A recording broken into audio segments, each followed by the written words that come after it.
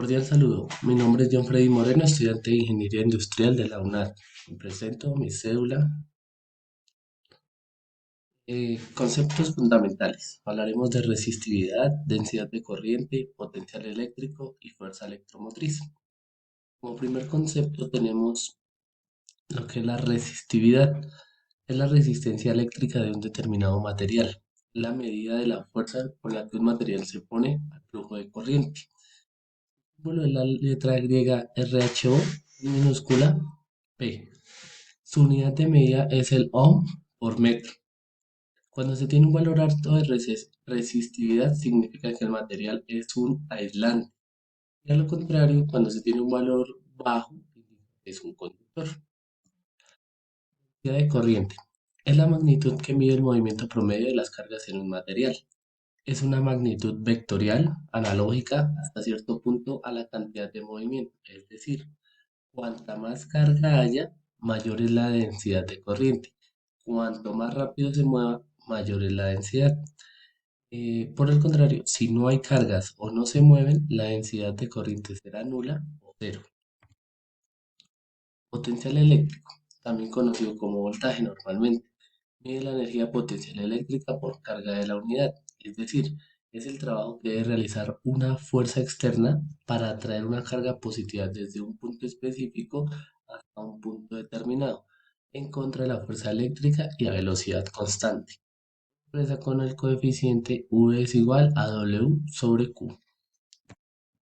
Fuerza electromotriz.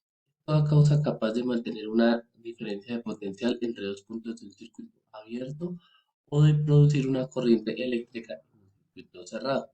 Su importancia fundamental reside en la posibilidad de transformar la energía mecánica en energía eléctrica. Pregunta problematizadora. Las diferencias entre corriente alterna y corriente directa o continua. Hablamos de que la corriente alterna es en la que la dirección del flujo de electrones va y viene en intervalos regulares o en ciclos.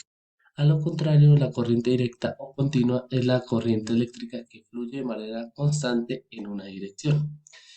Una ventaja de la corriente continua o directa es su económico cambio de voltaje. La pérdida de energía al transportar la corriente a largas distancias es mucho menor que la corriente alterna, ya que esta al transportar la corriente a largas distancias es mucho mayor.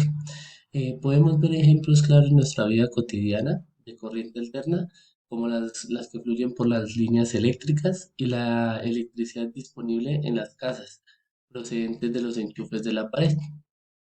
A lo contrario, podemos ver la corriente directa. Un ejemplo que fluye es la energía que fluye en una linterna o en cualquier otro aparato que utilice baterías, controles, lámparas, etcétera.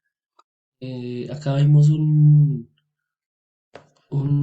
cuadro comparativo donde vemos voltaje versus tiempo, la intensidad de corriente. Vemos que la corriente continua está derecha, no tiene intervalos, en cambio la corriente alterna, el voltaje versus el tiempo, la gráfica oscila de manera variable, ya que es la corriente alterna o por ciclos. Muchas gracias.